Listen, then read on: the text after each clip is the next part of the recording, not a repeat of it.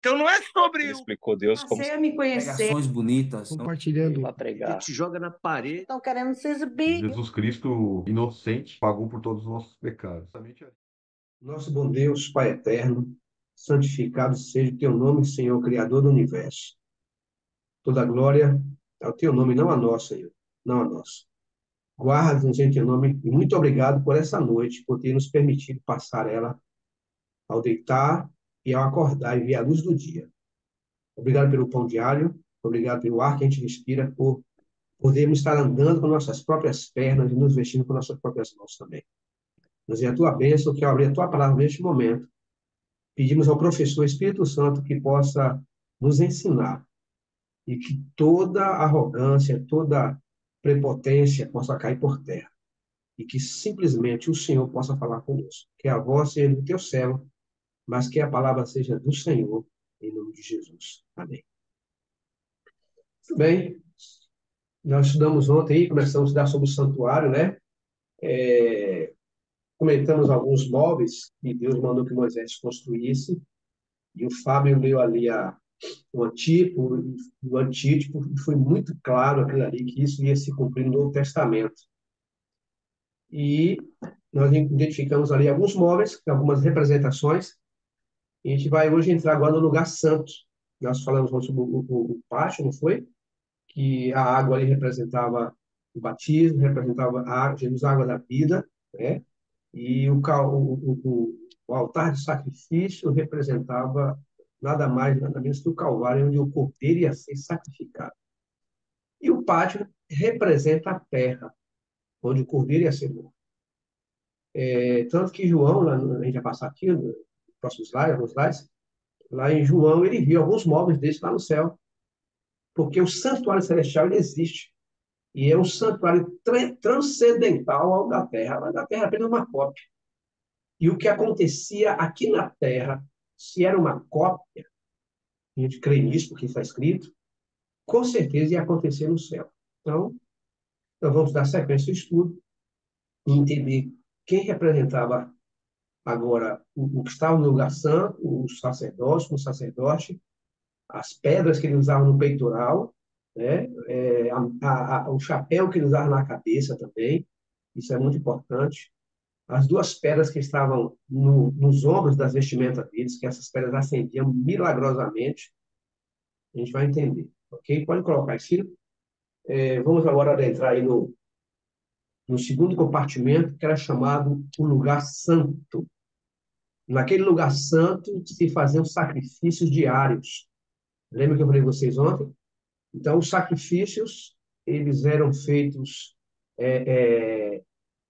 pela manhã, na terceira hora, e pela tarde, às 3 horas da tarde, certo? Então, esses sacrifícios eram feitos ali. E, como o sangue era derramado ali dentro daquele lugar santo, o que acontece? Ficava um registro sangrento ali no santuário, certo? E era preciso limpar aquilo apenas uma vez por ano. Então, vamos entrar aqui no lugar santo, para a gente ver agora o que havia lá naquele local. Pode abrir a tela aí, filho? Pode colocar aí, tá? Muito bem. Isso. Ok. Está aí João, né? Na ilha de Patmos, já bem velhinho, quase 100 anos de idade. Então, João, profeta do Apocalipse, teve uma visão do santuário lá no céu. Certo? Olha aí. Olha só. Então, se o santuário da terra, irmãos, que Deus possa abrir a nossa mente agora. Se o santuário da terra era uma cópia do celestial, evidentemente que alguns daqueles móveis João teria que ter visto lá em cima, né? E Moisés, com certeza, viu lá em cima também. E Deus deu a ele tudo conforme havia, teria que ser feito. Então, quando João está em Patmos, ele viu exatamente o que Moisés viu. Só que Moisés, ele só fez uma cópia. João, ele viu, estava lá dentro, no santuário celestial. Aí, olha só, em Apocalipse 11, verso 19, olha o que ele fala aqui.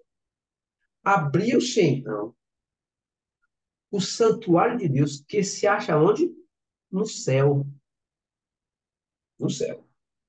E foi visto o quê? A arca da aliança no seu santuário.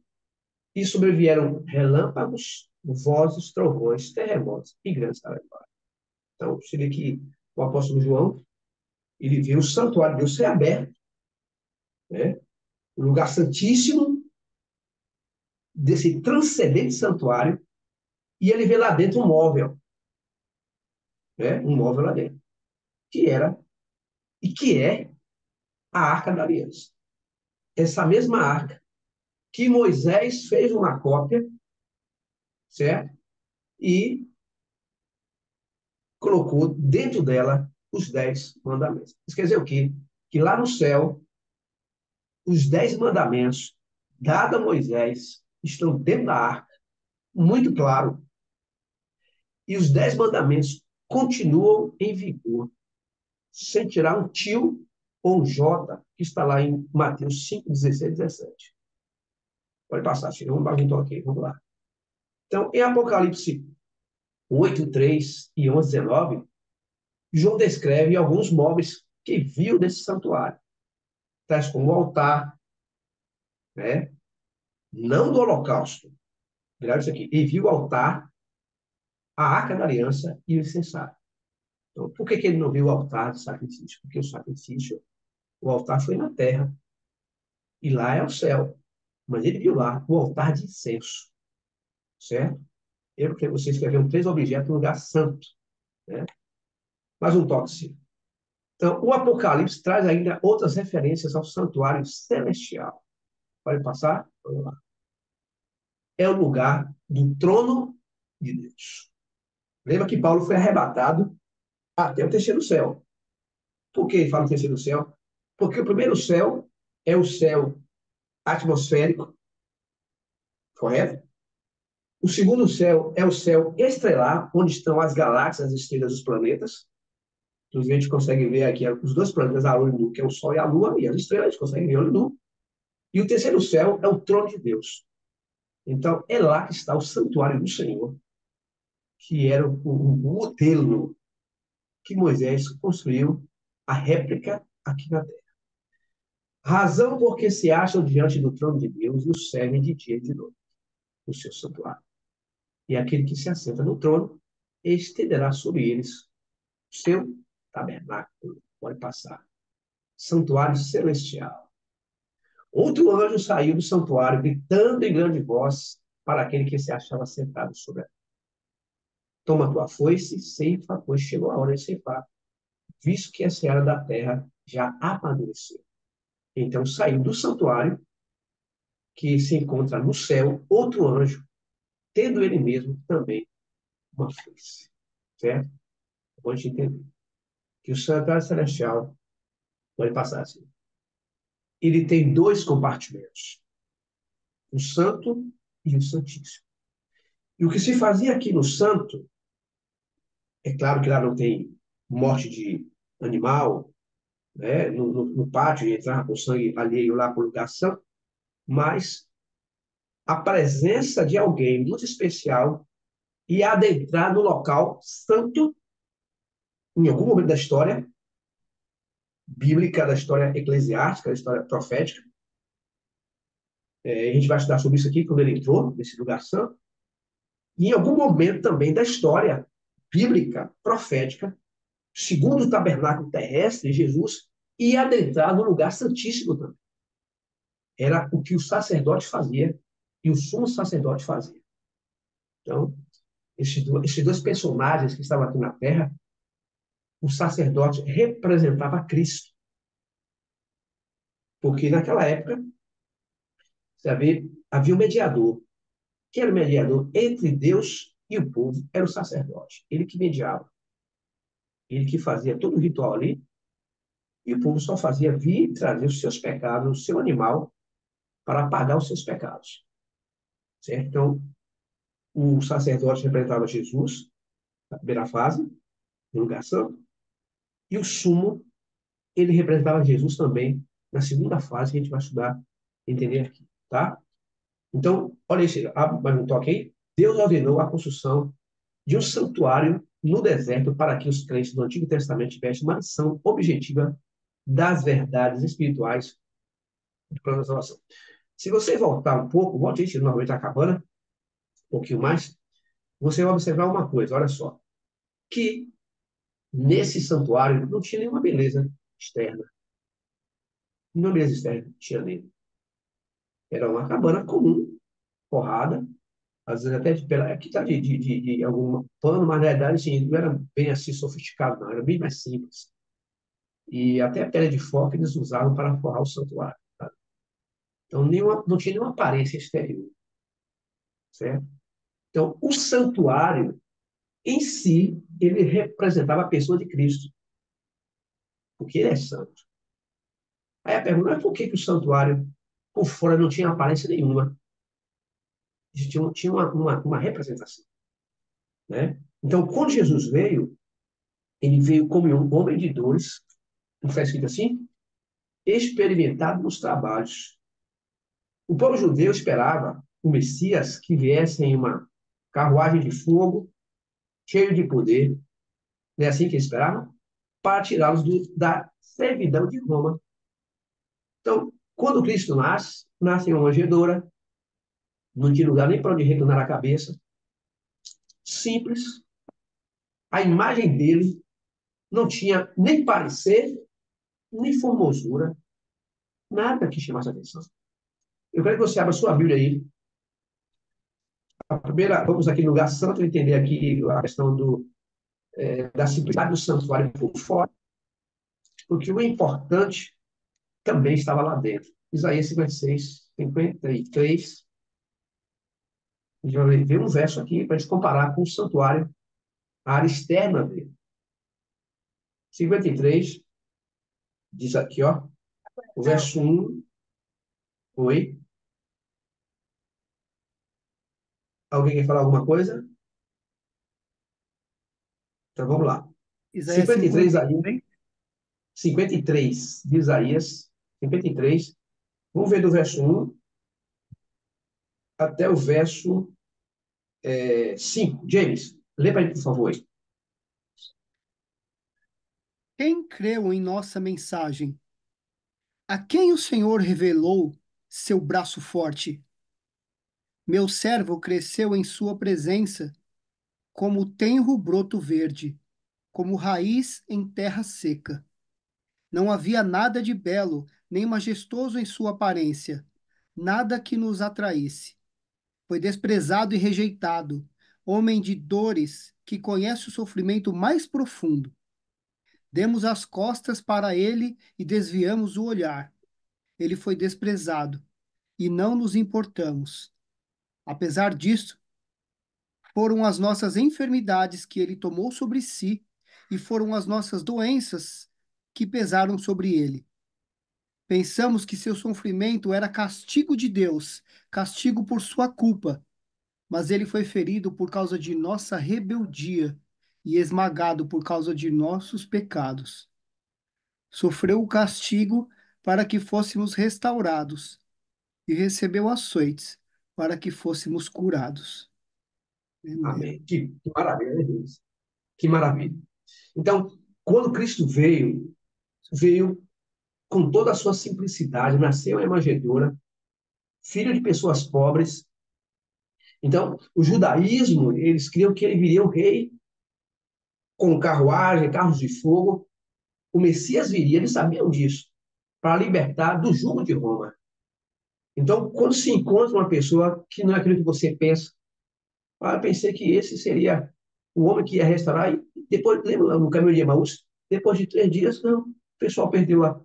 Então, você vê que hoje as pessoas, o europeu, as pessoas pintam Jesus, um Jesus de pele clara, cabelos loiros, olhos azuis, não é assim que as pessoas pintam a imagem de Jesus?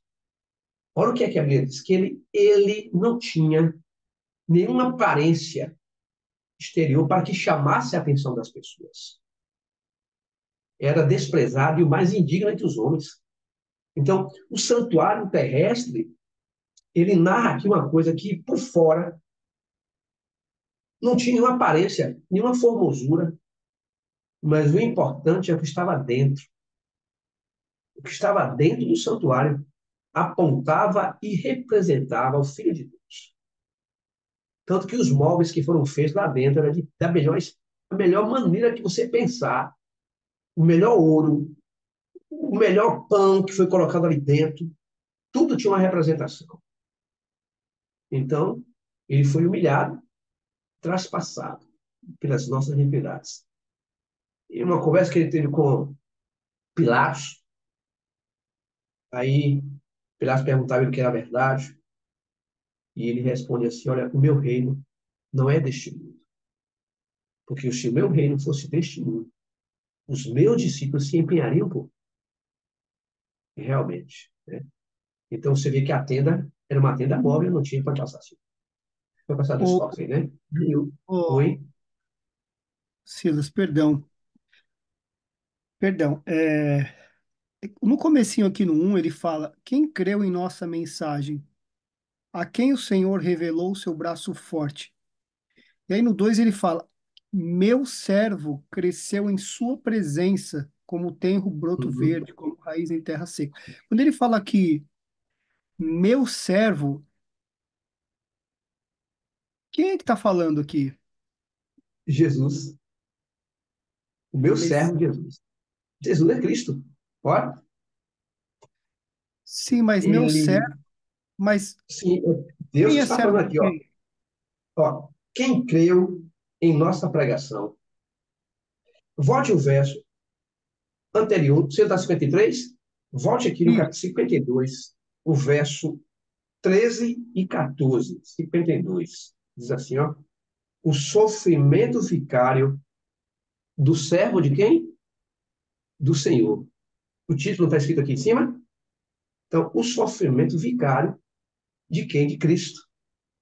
Servo de Então quem? aqui Hã? então era só para então era para confirmar mesmo. Quando fala que Isso. meu servo é Sim, Isaías falando em nome de falando Deus. isso. Cristo era o servo, meu servo. Aí, aqui no verso 13 e 14, assim, ó, eis que o meu servo procederá com prudência, será exaltado e elevado e será muito sublime. Como pasmaram muitos à vista dele, pois o seu aspecto era mais o quê?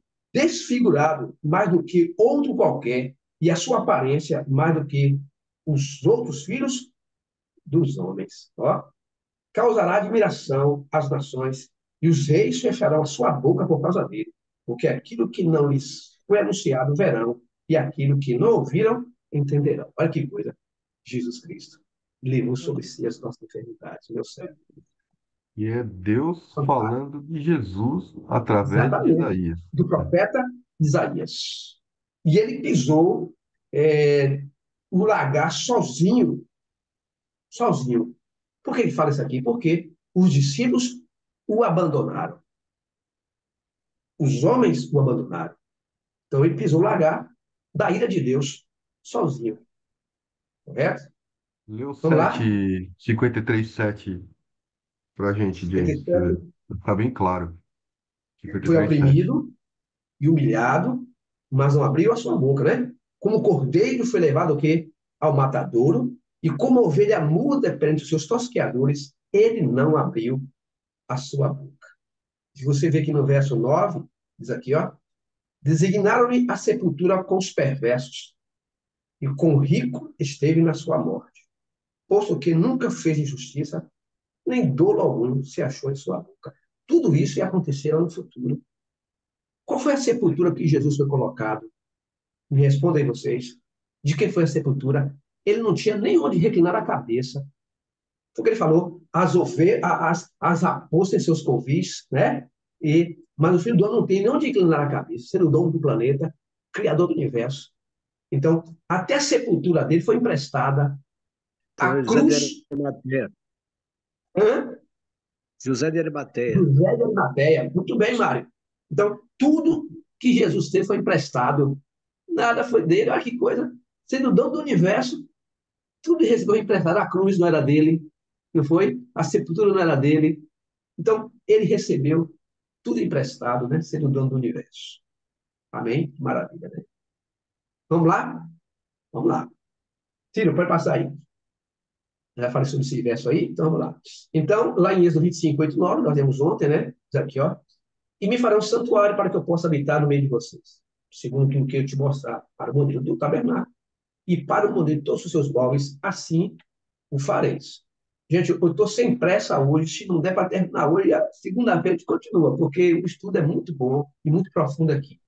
Olha, olha agora, nós vamos deixar agora Êxodo, olha onde vai estudar agora, em Hebreus. O livro de Hebreus é o livro que mais fala sobre o santuário. Olha assim, ó. Pode passar assim? Hebreus 8, verso 5. Ó. Falando sobre o santuário da terra, a cabana móvel que Moisés construiu. Diz assim, ó. Os quais ministram em figura e sombra das coisas, o quê? Celestes. Então, o que se fazia aqui na terra, certo? No lugar santo e santíssimo, ministrava as coisas que iam acontecer onde? Lá no santuário celestial. Olha que maravilha. Então, a Bíblia é muito clara. Assim como Moisés, divinamente instruído, quando estava para construir o tabernáculo, pois diz, vê, faça todas as coisas de acordo com o modelo que te foi mostrado no monte.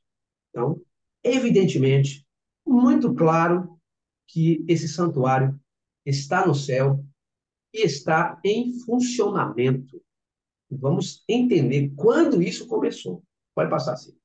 Então, o santuário terrestre era o que, meus amados? Uma representação do santuário que? Celestial. Celestial. Então, chegaria uma época, Mário, em que o antítipo, que é no terreno, iria encontrar o tipo, o qual o original. E isso aconteceu exatamente na época de Jesus. A gente vai entender mais adiante aqui. Então, você vê que nós estamos aqui pegando verso por verso, né, sem pressa, para a gente poder entender aqui. Então, o santuário terrestre era uma representação do que está onde? No santuário celestial. Pode passar assim. Então, na Bíblia, santuário se refere a um local de adoração. Faz um toque. Então, os símbolos do santuário da terra eram o quê? Figuras da realidade celestial. Olha onde está indo. Olha como é que está indo. Olha onde nós estamos indo, né? Faz um toque. Então, vejamos como era o santuário e os seus serviços, certo? Deixa eu explicar para vocês aqui. Nós estudamos ontem sobre a bacia, sobre o sacrifício, o altar de sacrifício, né?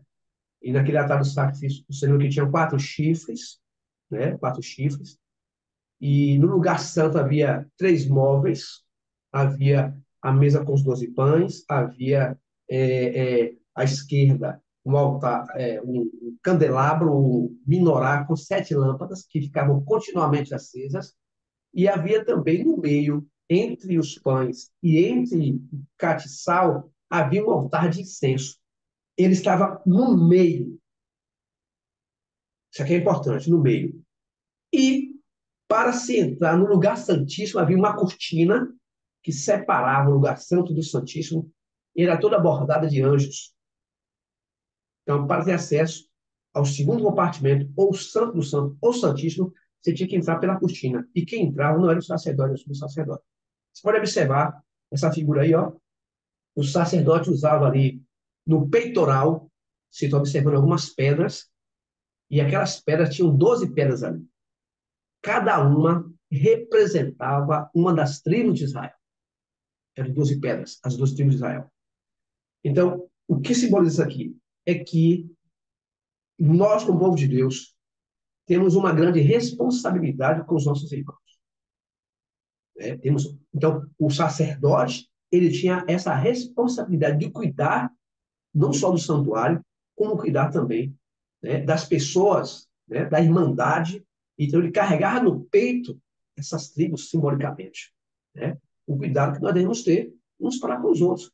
Lembra quando o Caim matou Abel, e Deus perguntou, cadê teu irmão? E foi o que ele falou, eu por acaso sou tutor do meu irmão? Foi a resposta dele para Deus. Mas cabe sobre nós a responsabilidade de cuidar das pessoas. Né? você vê que ele tem no ombro ali, ó, duas pedras. Não sei se dá para você ver aí, duas pedras. Essas pedras eram chamadas Turim e Tumim. O que fazia essas pedras ali? Quando qualquer pessoa, qualquer sacerdote queria perguntar alguma coisa, se o sacerdote perguntava isso, a resposta vinha. Como? As duas pedras acendiam. Se a da direita acendesse, era uma resposta positiva. Se a da esquerda acendesse, era uma resposta negativa. Era chamado Urim e Tumim. Se você for lá no livro de Samuel, 1 Samuel, quando Saul foi consultar uma feiticeira, Deus havia proibido isso. Deus mandou exterminar da terra todo feiticeiro, porque era uma maldição, era uma abominação para ele, ia corromper o seu povo. Quando Saul chegou o momento de Deus não mais ouvir, ele falou assim, ó, Deus não me responde nem por profeta, nem por urim, nem por nada. Então, essas pedras tinham um objetivo muito grande. Elas acendiam no momento da resposta. Se você observar, na cabeça dele tem um chapéu, né? E esse chapéu não é pontiagudo. O nome desse chapéu chama mitra. Ó, mitra. Lembra, nós estudamos aqui sobre a mitra? O que é a mitra? Aí, no dicionário diz aqui que a mitra é um barrete, um chapéu, e os bispos e arcebispos usam em solenidade pontificais. Se você observar a mitra, ela é pontiaguda. Ela direciona para o sol, para o Deus Sol. Só que essa mitra aqui era diferente, ela não tinha pontas. E Deus mandou que Moisés colocasse uma lâmina na cabeça, se observar, tem um aro dourado ali, ó, e escrever, sabe o quê? Santidade ao Senhor. Está na Bíblia isso aí. Então, o que o diabo fez? O diabo ele criou uma outra mitra. Sabe, tudo que Deus fez, o diabo imita, tenta imitar. Né? Então, esse chapéu, o sacerdote ele usava diariamente, continuamente no serviço do santuário. Okay? Pode passar, assim. Olha, Então, o que deveria ser oferecido neste santuário? só uma pergunta, Padre. Essa questão das pedras que você falou e do Sim, chapéu, isso está na sim, Bíblia também, falando que, olha, pedra sim, direita, sim, pedra sim ou não? sim, Urim, Tumim. Você pode clicar lá no Google, Urim, Tumim, que você vai encontrar. Está Levítico isso aí. Né? E o peitoral também está lá escrito, as pedras que eles representavam cada tribo de Israel. Você vai encontrar tudo na Bíblia. Certo? Então, vamos lá. Certo. Então, o que deveria ser oferecido nesse santuário? Certo? Agora, vou explicar a vocês aqui agora o que representava os móveis do lugar santo. Certo? Então, o que havia lá? Havia uma mesa com 12 pães, havia um censário no meio e havia o que mais? Um castiçal com 7 lâmpadas acesas. Muito bem. Então, a mesa com os pães, a mesa, haviam 12 pães. 12. Você sabe que na Bíblia também existe numerologia, mas são sagradas. Por exemplo, o número 7 está na Bíblia, que é o quê? O número da perfeição. O número 6 está na Bíblia, que é o número de homem. Então, que é o número da besta, é 666. O número 4 está na Bíblia. O que representa? Os 4 cantos da terra, né? Os 4 ventos da terra, norte, sul, leste, oeste. E o número 12 está onde? Na Bíblia também. 12 vezes 12 igual a dar 144 mil, 12 tribos de Israel, 12 portas da cidade de Jerusalém, 12 foram o que? O número de discípulos escolhidos, não foi? Então, o número 12 representa muita coisa. Né? E o povo vai passar pela grande tribulação. 12 vezes 12, 144 mil das tribos de Israel. Então, aqueles pães eram feitos da flor de farinha e não deveria ser acrescentado nenhum fermento, porque o fermento leva a toda a massa, que é símbolo do pecado, correto? Então, aqueles pães representavam quem? Olha, Jesus falou assim, ó, eu sou o pão vivo que desceu do céu. Vossos pais comeram o maná do deserto e morreram. Não foi assim que está escrito? É. Então, esses pães estão representando Cristo, o pão da vida. Tanto que na ceia, o que ele fez? Ele pegou o pão, partiu e deu aos seus discípulos. Foi o que ele falou: comei deles todos. Este é o meu corpo, que é dado em favor de muitos. E assim aconteceu. Então, aqueles pães, gente, aqueles pães, eles eram bem armazenados lá dentro, para que não pegasse nenhum fungo. Por quê? A cada 7 dias, os sacerdotes comiam aqueles pães. Então, os pães estão aqui representando Cristo, o pão da vida. Você vê que cada móvel, cada coisa que estava lá dentro não era tua. Quando você vai para a esquerda, você encontra um menorá com 7 lâmpadas continuamente acesas. Você sabe que o azeite é sempre do Espírito Santo, né? E as 7 lâmpadas poderiam aqui representar também as 7 igrejas, né? Da Ásia. Ele anda no meio dos 7 cantos de ouro. E a luz que iluminava o santuário, ela não poderia ser apagada enquanto eles estivessem em determinado local. Eles eram nômades. Então, tinha que estar continuamente acesa enquanto se oferecia o ritual, os sacrifícios ali naquele local. Então, aquela luz, o azeite era de melhor qualidade, e aquela luz acesa, né, o candeeiro, simbolizava Jesus Cristo também. Como eu sou a luz do mundo. Quem me segue não andará em trevas, mas será o quê? A luz da vida. Ok? Isso são os móveis que estavam no segundo compartimento. Se você sair do segundo compartimento, você vai entrar no terceiro. Ali estava uma caixa de madeira de acácia.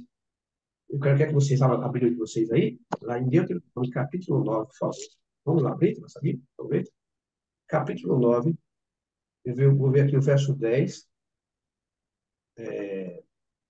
até o verso 12, depois o verso 17, e depois a gente vai para o capítulo 10, e vamos ler do verso 1 até o verso 5. Acharam aí? Deuteronômio, capítulo 9, Deuteronômio. versos 10 até o verso 12. E o verso 17. Acharam? Deuteronômio, capítulo 9, 10 a 12 e o verso 17. Depois a gente vai para o capítulo 10. Quem vai ler para mim, por favor? O Senhor me deu as 2 tábuas, nas quais gravou com seu próprio dedo todas as palavras que eles tinha proclamado no meio do fogo, quando estavam reunidos ao pé do monte. Passados os 40 dias e 40 noites, o Senhor me entregou as 2 tábuas de pedra gravadas com os termos da aliança. Então o Senhor me disse: levante-se, desça agora mesmo, pois o povo que você tirou do Egito se corrompeu, como se desviaram depressa do caminho que eu lhes havia ordenado. Derreteram o metal e fizeram um ídolo para si. Verso 10, 17.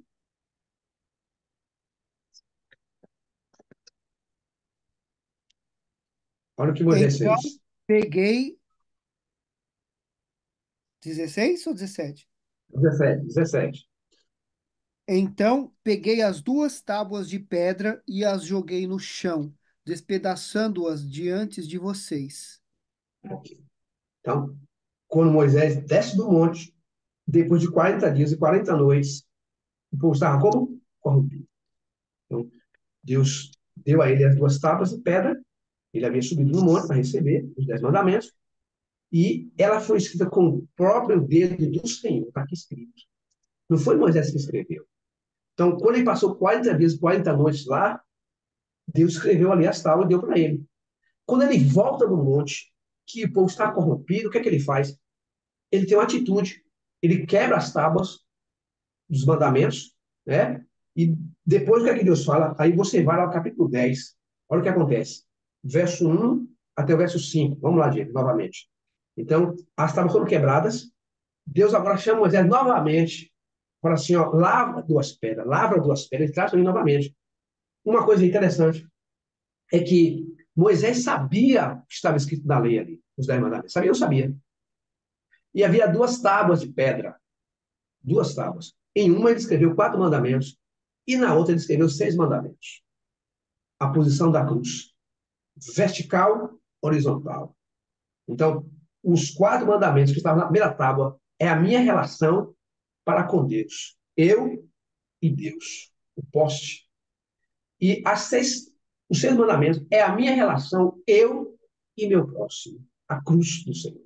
Então, ele escreveu por que em tábua de pedra? Porque dificilmente, eu falei ontem, que se escreve em tábua de pedra, se apaga.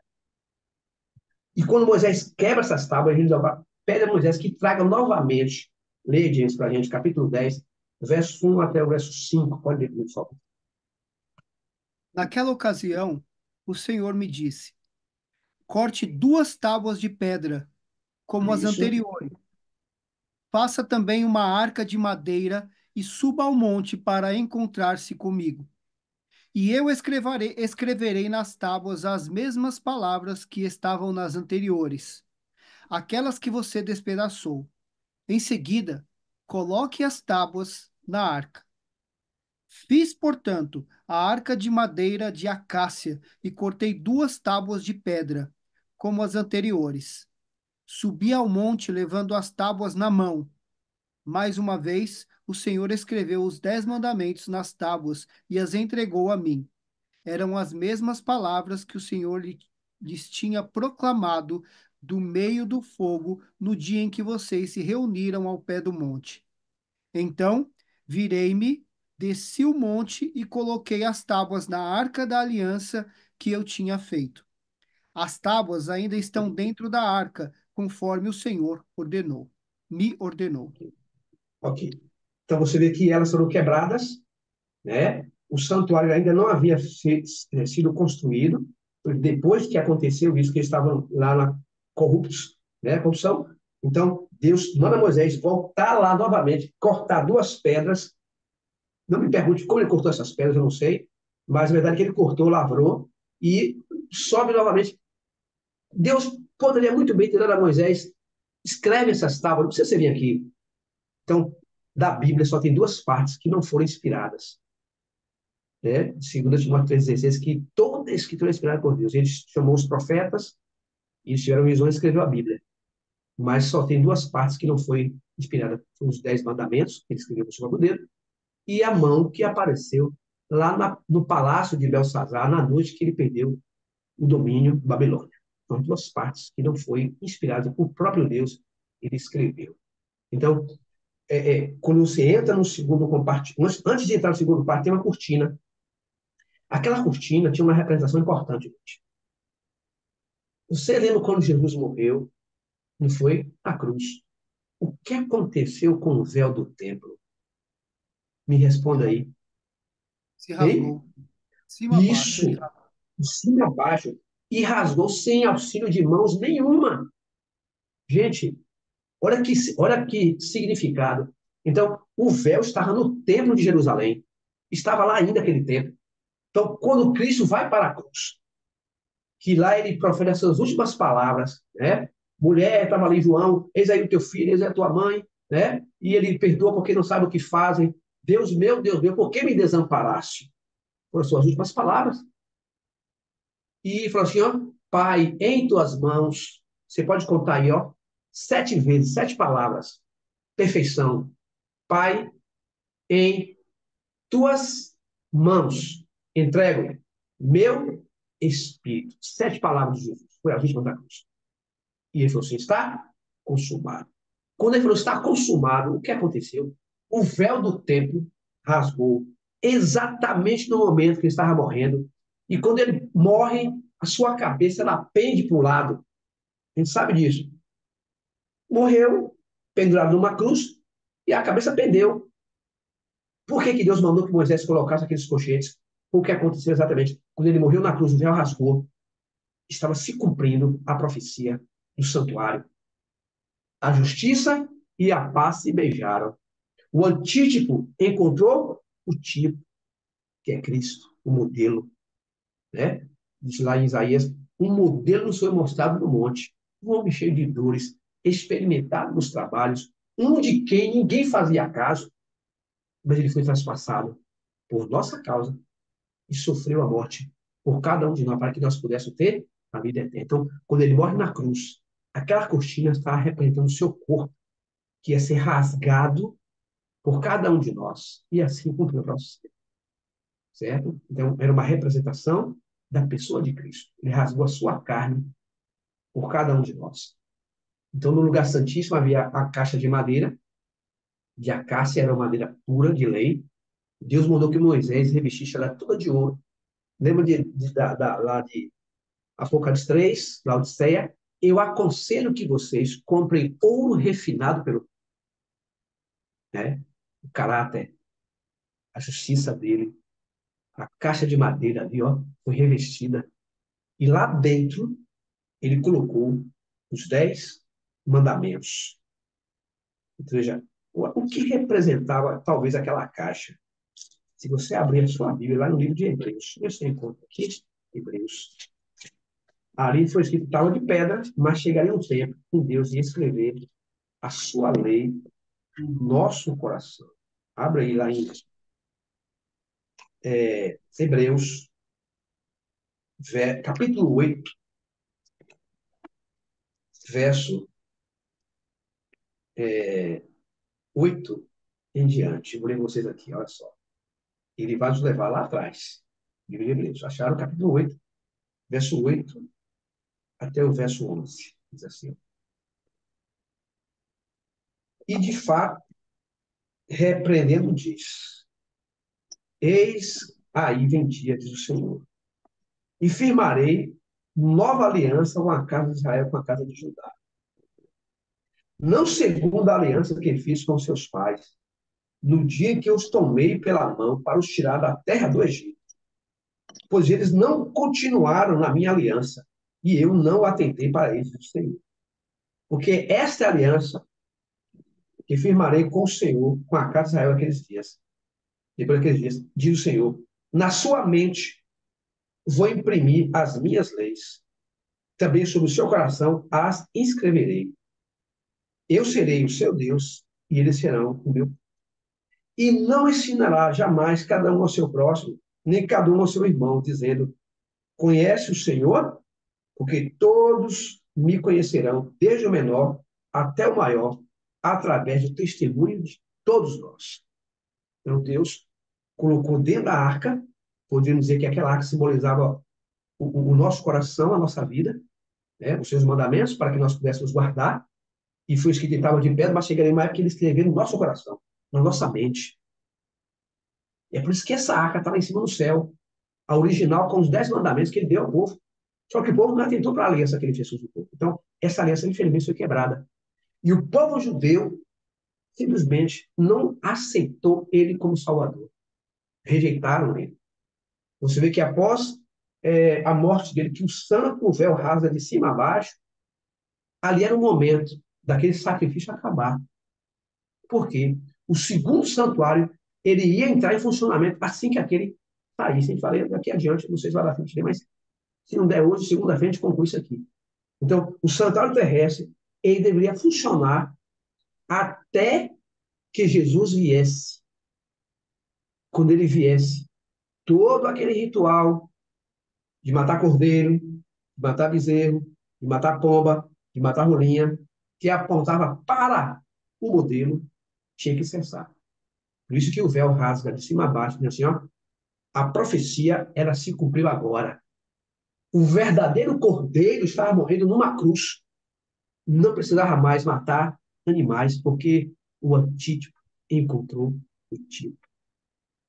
Mesmo assim, por não aceitar ele como Messias, os judeus continuaram a oferecer o sacrifício, aguardando o Messias. Mas esse santuário tinha que ser interrompido. Por que interrompido? Porque Jesus tinha uma obra a fazer no céu, em favor do seu povo. E você vê que foi interrompido? Foi. No ano 70, depois de Cristo, quando Tito entrou em Jerusalém, cercou a cidade, e Tito deu uma ordem. Quando ele olhou para o templo, a presença dele contaminou o templo. Quando ele olhou para o templo, viu aquela beleza do templo de Jerusalém, ele deu uma ordem para os soldados. Falou assim, ó, matem todos, mas não destruam o templo.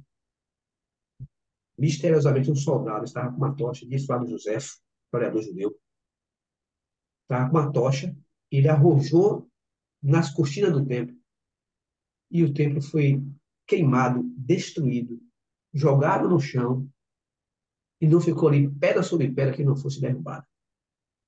E hoje os judeus querem novamente construir um santuário, um tabernáculo para oferecer sacrifício novamente, para que o Messias possa vir. Isso não vai acontecer. Jesus falou assim, ó, a casa de vocês fica como? Deserta. Então, o segundo compartimento havia a Arca da Aliança, que foi o pacto que Deus fez com o seu povo.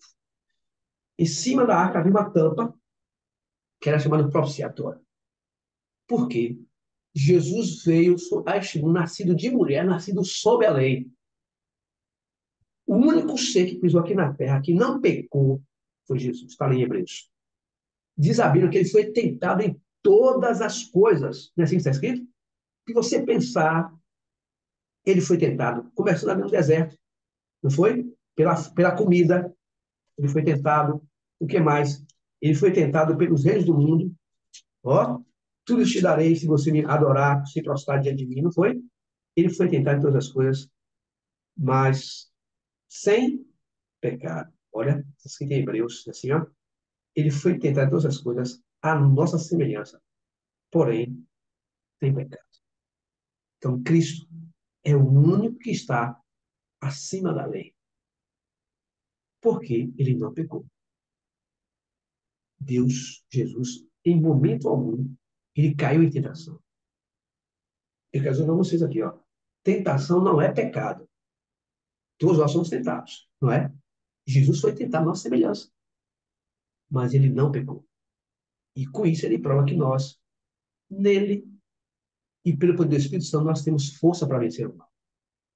Basta estarmos ligados à videira. Né? Aquele castiçal tinha um mastro no centro, certo? Então, as lâmpadas eram a luz do mundo, Jesus, e o mastro no centro, ele falou o seguinte, eu sou a videira verdadeira, e meu pai é o agricultor. Toda árvore que em mim não der fruto, é lançada o quê? Fora. Sem mim, vocês não podem fazer nada. Tudo estava escrito. Tudo estava escrito. Você vê que o centro é Cristo. Os 6 braços que estavam ligados ao tronco somos nós. Observe que são 6. 6 é o quê? Número de homem. Está lá escrito em Apocalipse capítulo 13. 6 é número de homem. O homem foi criado no 6º dia da criação. Foi criado com a minha mulher no 6º dia. A criação estava perfeita? Não. Só concluiu no 7º dia. Então, aquele castiçal também representava Jesus, a videira verdadeira. Lá na arca, lá dentro, no segundo compartimento, havia não só o propiciatório, né, que representava a justiça de Jesus, que está acima da lei. Então, a justiça de Cristo nos cobre.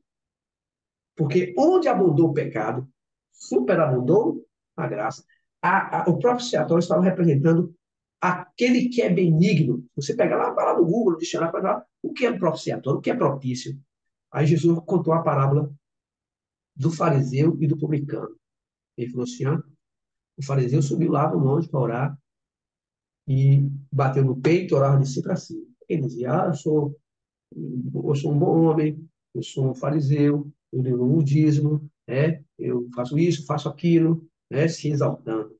O publicano, sabe, o publicano naquela época, os fariseus odiavam os publicanos, que eram cobradores de impostos, e Jesus veio para eles também. Veio tirá-los da escravidão do pecado. Aí o publicano nem sequer ousava olhar para o céu. Foi o que ele falou para Jesus. Ó Senhor, ser propício a mim, pecador. Não foi? Ele falou isso. O que é propiciatório? Propiciatório significa aqui, ó, aquele que é benigno. Quem é? Jesus Cristo. Aquele que é amável. Quem é? Jesus Cristo. Aquele que suportou as dores por cada um de nós. O propiciatório representava aquela tampa, representava a justiça de Cristo imputada em cada um de nós. né? E você vê que havia em cima do propiciatório dois querubins, certo? Querubins estavam em cima, dois anjos, todo de ouro, viravam um para o outro e o rosto voltado para dentro da arca. O que simbolizava aqueles dois anjos? Se você for lá no livro de Isaías, diz que o diabo, não era o nome dele, né? Lá no céu, era o anjo de luz, portador de luz. Era o anjo mais belo que tinha no céu. E ele era chamado em Isaías o querubim ungido da guarda. Então, lá no céu, ele tinha uma função lá no céu. Esses anjos estavam ali, ó, simbolizando ali, os querubins estavam guardando a lei do Senhor. Estavam ali em cima como vigias, como guardas. E havia também ali um pote, no lugar santíssimo, com maná. Havia uma vara de Arão que havia florescido. Havia dois rolos, aliás, dois, três rolos. Um rolo tinha a lei cerimonial, que é essa que estamos estudando aqui. Havia a lei civil, que regia, né, o direito dos cidadãos ali de Israel. E havia a lei da saúde também. Estavam ali os três rolos. E havia um pote com maná, que era símbolo de que Deus provê todas as coisas. O maná descia lá, né, no deserto, ia para o povo de Israel, porque eles não estavam no deserto, ali não tinha como plantar, então Deus mandava o maná todos os dias para ele. Ou seja, o que é que significa o maná? É que Deus provê as coisas para a gente. E muita gente anda ansioso, né? Por causa disso, por causa daquilo. Por que vocês andam ansiosos? Né? Olhe as aves do céu, eles não plantam, não semeiam e nem colhem. Vocês valem muito mais do que as aves. Então não andem ansiosos pelo que comer, o que vestir, porque Deus sabe o que a gente precisa. O problema não está em Deus. O problema sempre está no ser humano, é a nossa falta de fé. É por isso que a gente não vê coisas maiores. Ele falou assim, ó, eu vou para o Pai e vou enviar o Espírito Santo. Aquele que crê fará as obras que eu faço e as fará maiores ainda. E a gente Verdade. não faz porque a gente não crê. Pode falar. Alguém quer comentar alguma coisa? Ok. E a vara de Arão, o que significa a vara de Arão? Quando foi para escolher o sumo sacerdote, então Deus falou assim, olha, coloque 7 varas, a vara que florescer, esse será o sumo sacerdote dos levitas. E assim aconteceu. A vara de Arão foi a 7ª vara que floresceu, e não só floresceu, como deu amêndoas. O que significa isso aqui? Ó, a vara, a tua vara e o teu cajado me consolam.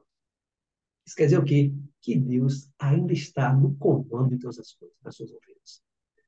Em um mundo político que a gente vive hoje, tão corrompido, guerra em todo lugar, nos perguntamos às vezes, será que Deus se preocupa com a humanidade ainda? Aqui está a prova. Deus só permite acontecer o que o diabo quer fazer segundo a vontade. Se ele não quiser, não adianta. Então a gente crê que Deus ainda está no comando de todas as coisas. Amém? Aqui encerro. E segunda-feira a gente volta para verificar como funcionava agora o sistema sacrificial, certo? O que representava aqui as ovelhas, como funcionava, como eram sacrificados, onde o sangue era derramado, né, desses animais, no lugar santo, no Santíssimo, o que representava derramar ali no lugar santo, por que que o sacrifício era feito pela manhã e pela tarde, na hora terceira e na hora nona, havia um significado muito importante ali. Tudo se cumpriu em Jesus Cristo, tá? Então, que Deus nos abençoe mais uma vez Salles, e posso? que Deus Ah, possa fortalecer essas palavras no nosso coração. Amém. Pode falar. eu queria fazer uma pergunta. Tem coisas, são tantos pensamentos que vêm à nossa mente, né? E eu tenho muito Sim, receio, às vezes, de estar cometendo até uma blasfêmia, sabe? sim, sim. Então, Deus me perdoe se eu estiver tendo algum pensamento herege, alguma coisa nesse sentido, sim. E Eu estava refletindo sobre a aula de ontem, inclusive do sacrifício, né? E me veio um entendimento que eu não sei se faz sentido. Desde a criação do homem, quando Deus vinha à Terra para se relacionar com Adão e Eva, eu entendi que era o próprio Jesus que vinha na forma de homem para se relacionar, né? E aí, quando o homem peca, existe o primeiro sacrifício, que é o sacrifício Sim. do animal para cobrir os pecados do homem, né? E aí, a partir daí começou-se esse processo, né? Não é fugiu a palavra, enfim. Ah, só que Adão disse, aí quando Jesus, ou quando Deus pergunta para Adão, onde você está? Ele escondido, envergonhado, nu. Deus fala assim, mas quem te ensinou isso? Você comeu do fruto? E ele diz, foi o Senhor. Não, foi a mulher que tu me Até deste, isso foi a mulher que tu me deste que me que me deu e eu deu comi. de comer. Eu comi. É, Tipo assim, botou, a botou, culpa foi da botou mulher. a culpa nela, né? Aí a mulher faz a mesma coisa. Foi a serpente que tu colocou. Então, Adão culpa Deus. Adão responsabiliza Deus. Olha, você que colocou essa Pois é. mulher que me deu. E Eva fala: foi tu que colocaste a serpente que me deu. E será que isso tem algum sentido no seguinte de não sei se eu posso falar isso de culpa, sabe? Ou responsabilidade, ou alguma coisa assim, mas o Pode próprio falar. A gente aqui Deus, para conversar, né? Então, assim, se a gente souber responder, a gente vai responder, porque tem perguntas que a gente não vai ter resposta nunca. sim, Talvez na sim, eternidade, se eu quiser revelar para a gente, eu tenho perguntas que eu não faço com algumas pessoas para não causar parafuso na cabeça, mas eu tenho perguntas, eu faço sempre a Deus, e tem coisas que eu não entendo, entendeu? sim. Por mais que você estude Essa a Bíblia. resposta, essa resposta é fácil. Mas assim, só para concluir, se eu, tentando ser Vamos claro, lá. né?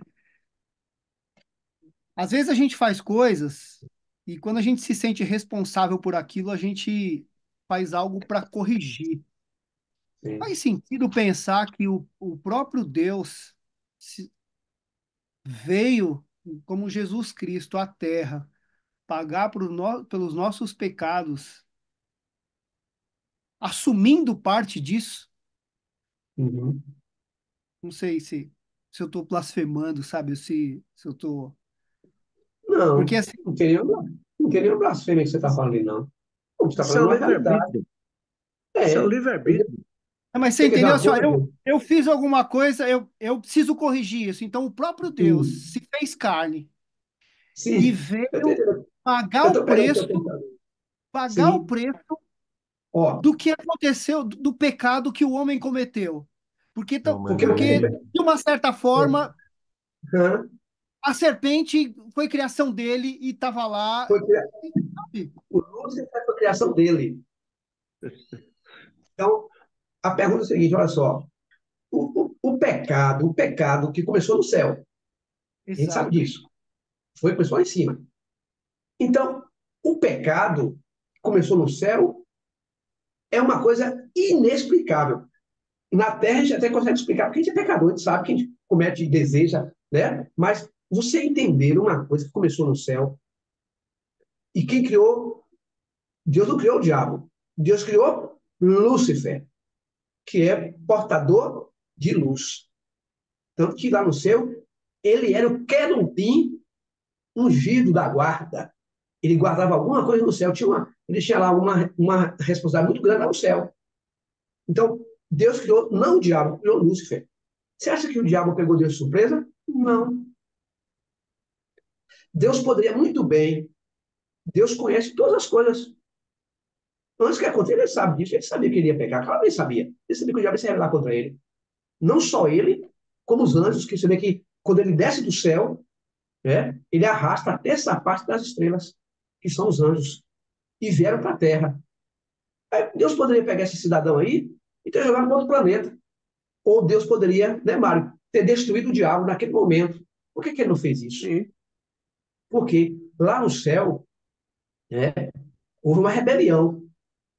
E se Deus tivesse destruído o diabo naquele momento, eu acho que o diabo fez uma rebelião contra Deus, que ele queria usurpar o lugar de Jesus, com certeza, porque o Pai e o Filho e o Espírito Santo eram uma só pessoa, Jesus era o ser exaltado no céu, na sua glória.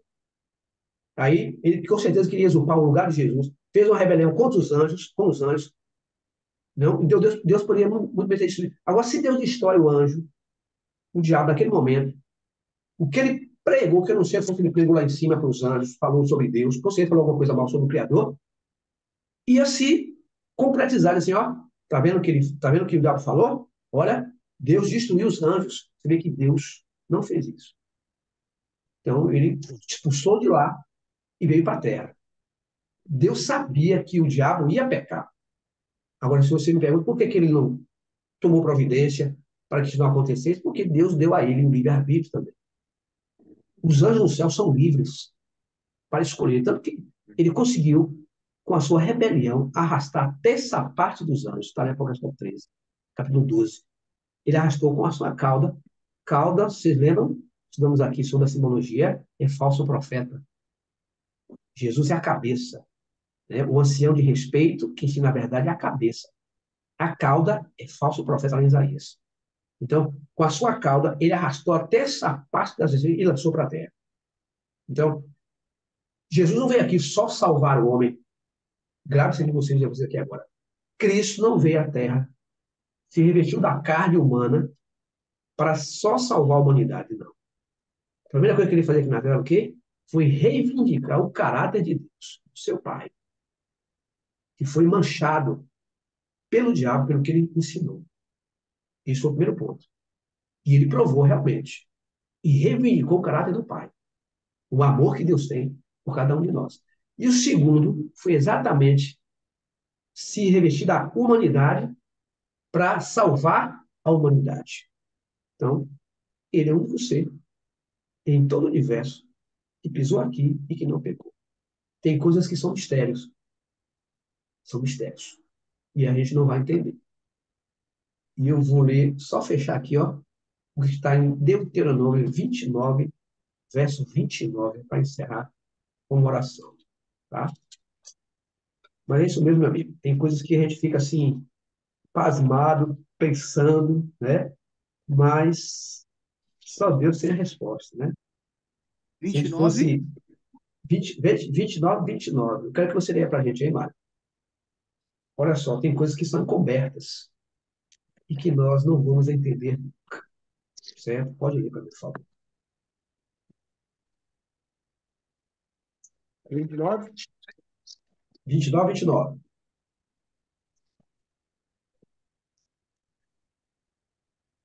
As coisas encobertas são para o Senhor nosso Deus. Porém, as reveladas são para nós e para nossos filhos para sempre, para cumprirmos todas as palavras desta lei. Aí Jesus falou assim, para Nicodemos. Quando Nicodemos foi lá conversar com ele de noite, não foi? Aí teve aquela conversa, se você não nascer de novo, você não pode entrar no reino de Deus.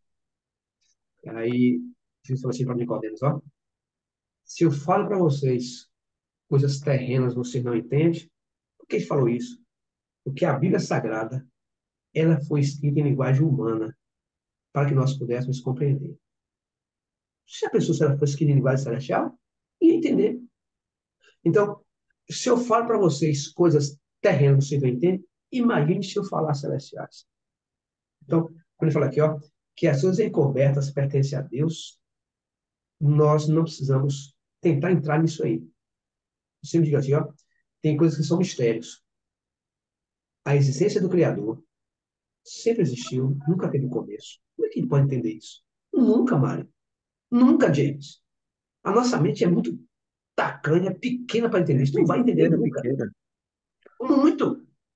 Ó, basta aceitar a natureza, a coisa que Deus fez, coisa bela, a vida, né? O corpo humano, a perfeição do corpo humano, que é a máquina mais perfeita do universo, o corpo humano, que Deus ama, Deus criou com sua própria mão, que maravilha, né? As flores, o verde, o ar que a gente respira, né? Os amigos, o sorriso, né? O abraço, né? O alimento que a gente come, o sabor do alimento, coisa maravilhosa. Isso a gente entende. Mas a existência do Criador, não. Como é que você pode dizer assim, ó? Tem uma música que o cara fala assim, ó, antes que o ar existisse, ele já era Deus. Ele criou o universo. Como é que você pode entender? Não tem como. Não tem. Você entra em parafuso, fica louco. Não vai, não vai, não vai, não adianta. Outra coisa que a gente não entende. O nascimento virginal de Jesus, quando foi gerado, foi gerado em Maria pelo Espírito Santo. Não há ciência para explicar isso, não tem como, é pela fé. Outra coisa, a natureza de Jesus, sua encarnação, ele sendo Deus, se tornou homem. Duas naturezas, a divina e a humana. Como é que eu posso explicar Jesus? Não tem como explicar isso. Jesus nunca foi criado, mas algumas pessoas querem entender, querem explicar Cristo, que Jesus nunca existiu, existiu em algum lugar da eternidade. Deus criou Jesus como qualquer anjo para salvar a humanidade. Deus, para salvar a humanidade, não precisava de ninguém, não. Não precisava criar ninguém. Criar um anjo só para salvar a humanidade? Não precisava, não. Ele poderia salvar de outra forma. Então, Cristo, ele é o próprio Deus, encarnado, sofreu, né, por cada um de nós. Amém, gente. Deus abençoe. Ninguém explica Deus, né, Sally? E o Ninguém que explica. é, o que eu tenho dentro de mim, que a palavra mesmo relata, o que foi revelado a nós, cabe a nós. E o que não Isso, foi revelado, cabe ao Senhor. Então, o o que que a Criador. gente o Criador Todo-Poderoso que fez os céus e a terra, e esse fôlego maravilhoso que nós estamos Pela tendo, fé. é o Senhor que soprou em nossas narinas, estamos aqui vivos, Ele nos criou. Então, eu A gente louvo o vive nome pela do fé. Senhor. Deus é tão tremendo que eu estou satisfeita, porque eu sei que eu vou receber, meu nome vai estar escrito no livro da vida. E eu estou satisfeita com isso. E o que me importa Amém. agora é saber que o nome do Senhor é glorificado. Eu tenho pressa de Amém. dizer que Jesus está voltando. Eu tenho Amém. clamor Tá mesmo, para viu? dizer isso e saber que ele está voltando mesmo, porque Deus não mente e para ele honra e glória. Então, eu estou satisfeita. Que coisa linda, maravilhosa. Muito obrigada. Deus Amém. abençoe. Amém. Queria Amém. Que fazer bom, um né? Só, eu queria comentário fazer uma aqui, ó. pergunta para o James aí, o meu filho. Ô, Hum. James, você leu o devocional que eu te dei hoje? O dia de hoje, você leu? Não, hoje Então, não. Coincidência. pois é, meu filho. Tá aqui, ó. Na verdade, te digo que aquele que não nascer de novo não pode ver o reino de Deus. Nicodemos, o fariseu, certa vez veio a Jesus à noite e perguntou-lhe como era possível que alguém pudesse nascer de novo. E o que é esse novo nascimento? O novo nascimento é promovido pelo Espírito Santo no coração de uma Isso. pessoa que recebe a palavra de Deus. Todos aqueles que recebem o Senhor Jesus Cristo como seu redentor, pela fé, recebem uma nova vida de Deus, a vida eterna. Então, eles pertencem a uma nova criação e nasceram de Deus. Voltar-se para Deus é, de certa forma, o lado humano, o novo nascimento, o lado divino do mesmo acontecimento fundamental. É um antigo cemitério. Quem nasceu somente uma vez morrerá duas vezes, mas quem nasceu duas vezes morrerá somente uma vez. Ou seja, Amém. quem morre nos seus pecados não apenas está sujeito à morte física, mas também experimentará a segunda morte, o lago de Isso. fogo, conforme a Bíblia Isso. ensina. Isso. Por outro lado, a segunda morte não tem autoridade nem poder sobre um cristão nascido de novo, Isso. uma vez Isso. que todo aquele que crê em Cristo não entrará em condenação. Quando o seu corpo mortal morre, o céu e a glória são a sua porção eterna. Entendeu? Amém. Amém, Está Maia. Muito explicado. bom. Está explicado. Muito bom. Muito bom. Deus abençoe, Né? viu? A gente só morre uma Devocional. vez. Agora, quem nasceu duas vezes, só morre uma vez. Acabou. Exatamente. Muito Fazer bem. um Muito boa Porque a comentário gente sobre. reflexão. vai nascer, mas olha, eu digo assim, sabe, ô Silas, que eu já estou vivendo a vida eterna. Eu já estou vivendo a vida eterna. Começa. ela começa aqui, Começa Mari. aqui, Exatamente. entendeu? Aqui um pedacinho do Porque eu céu na aceitei terra, né? Jesus, o meu velho homem morreu, eu nasci de novo, Acabou. sou uma nova criatura, Pois já é, estou já passou. escrito no livro da vida, vou morar na Amém. eternidade com Cristo. É questão de Amém. tempo. Morrer é Questão de lucro. tempo. Exatamente. Morrer em Cristo é lucro, né? Exatamente. Isso aí. Exatamente. Fábio quer falar Amém, aí, Eu Fábio. queria amados? falar uma coisa que aquele raciocínio que você trouxe, James, muito interessante. Mas que a gente tem que lembrar é que Deus também quer mostrar para a gente sobre autorresponsabilidade.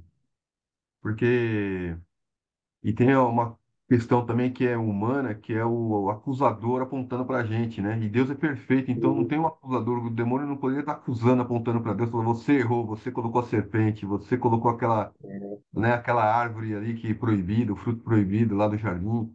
Você é errado, mas assim, Deus vem trazer para a gente que não, que olha, é a questão do livre-arbítrio e a questão da autorresponsabilidade.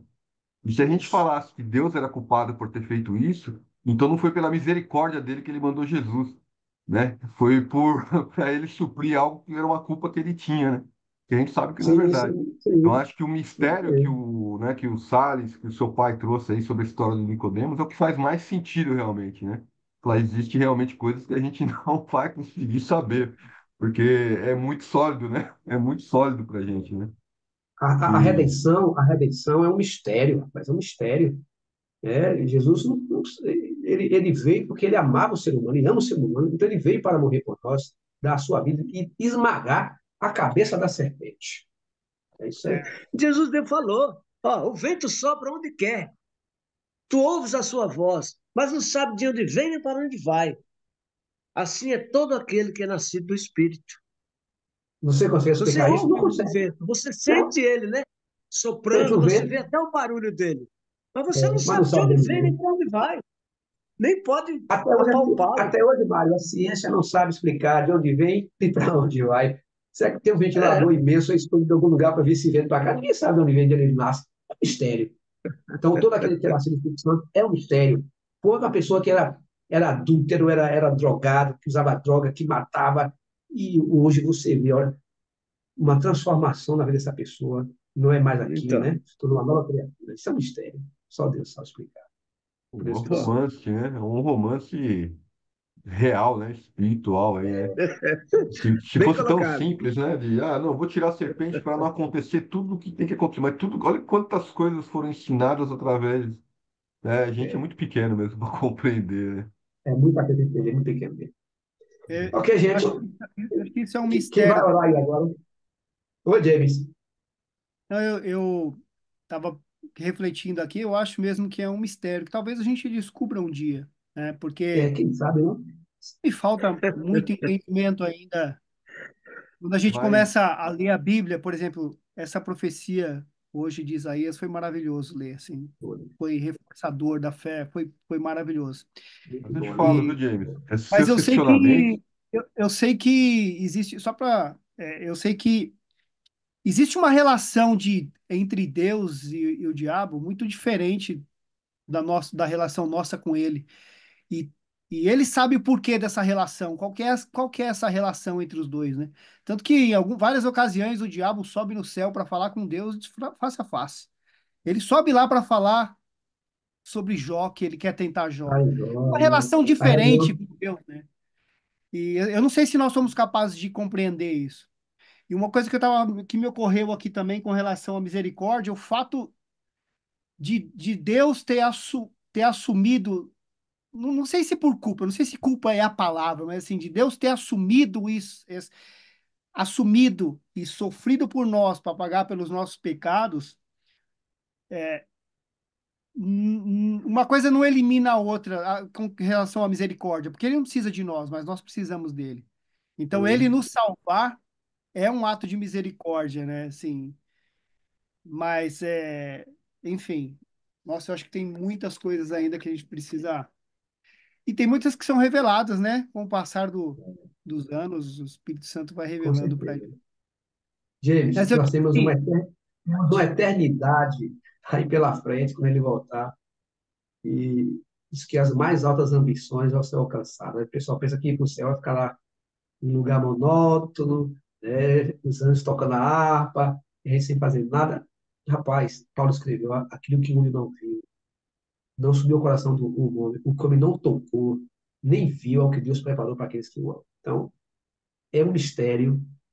Se nós aqui na Terra, cheio de pecado, a gente consegue fazer algumas coisas boas ainda, momentos alegres que a gente passa com a família, né? Quando você viaja, vai conhecer lugares bonitos, você imagine o Criador, né? Uma mente infinita.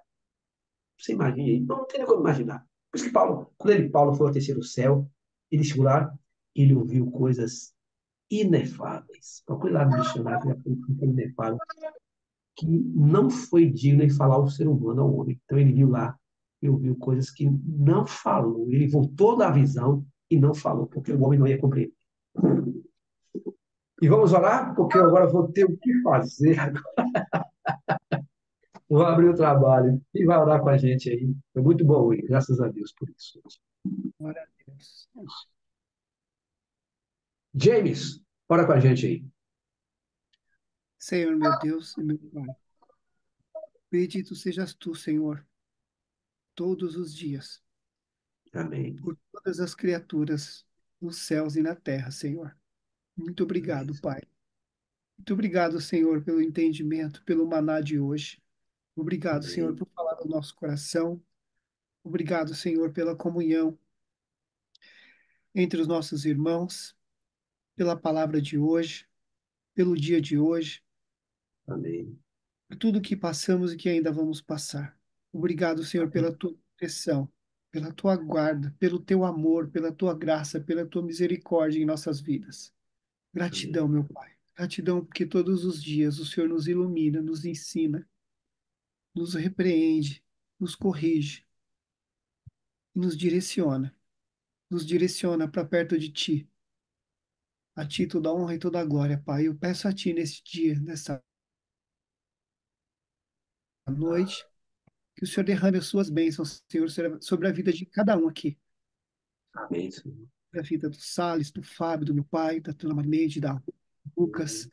da Tamires, e todos que estão aqui, Senhor, mesmo que eu não citei os nomes. Todos aqueles que vão assistir depois esse devocional, Senhor, e vão ter o privilégio, Pai, de ouvir de Ti, de ouvir a Tua palavra, de ouvir